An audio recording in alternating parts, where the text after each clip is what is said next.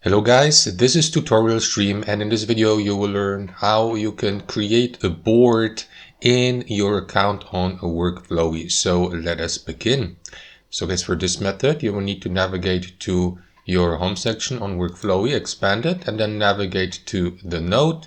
You may of course create also a new one, but I'm going to use this one here, and then you will see the node here to the right. So that's the title, example node.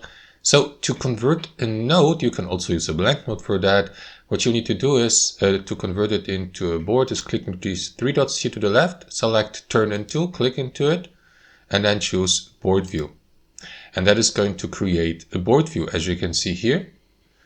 And it will be added to the node as a sub node or sub board here, so that you may enter these columns, for example, and use it as a board here, the title, and so on and so forth, or return to the previous node.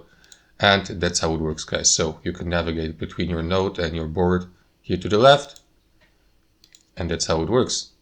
Thanks for watching. Hope you enjoyed it, and until next time.